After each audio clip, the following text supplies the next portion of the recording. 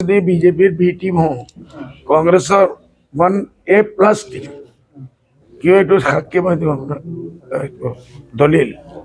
যে কিছুদিন আগে গৌরব গগৈ হিসাবে কই আছে বাকি সব কংগ্রেসের নেতা সকলে কই আছে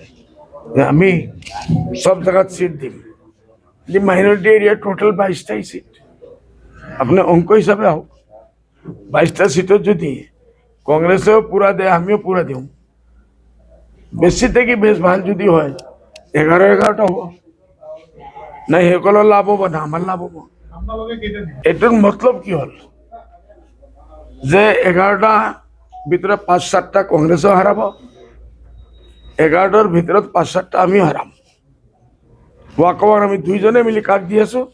হেমন্ত বিশ্ব শর্মা বিজেপি আমি তো দেওয়ার কোনো কথাই নেই আমি তো যুদ্ধের কারণ আমি ছবি আমি তো এই 22টা সিট তো দিমই দিম এই কারণে কংগ্রেসের নিজের যে সিটবিলাক আছে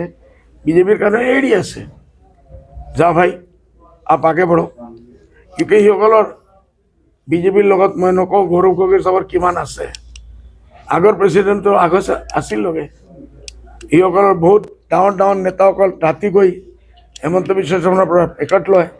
এইটো প্ৰুফ আছে আপোনালোকৰ হাতত আছে এইটোৰ কাৰণে আমি কৈ আছো যদি কংগ্ৰেছে এইবাৰ যে দুবাৰ প্লান লৈ আছে কংগ্ৰেসে মন নালাগে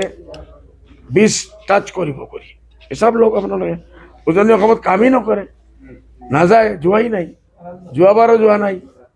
পঞ্চায়ত ইলেকশ্যন লাষ্ট ইলেকশ্যন হৈছে পঞ্চায়ত ইলেকশ্যনে কংগ্ৰেছে খোলাখুলি কৈছে যে আমি উজনি অসমত এতিয়ালৈকে কেণ্ডিডেট বিচাৰি পোৱা নাই সেই টাইমত যে পোৱা নাই আজি নতুন জন্ম হ'ব নেকি জন্ম হ'লে 20-22 বছৰ লাগিব 25 বছৰ লাগিব এইটোৰ কাৰণে খোলাখুলি এইসকলে নিজে ওয়াকআউট দি আছে আমি ইউডিএফ কোনোদিন বিজেপির এজেন্ট নাছিল আর যদি আমি বিজেপির এজেন্ট 1 হওঁ এইসকল 1+।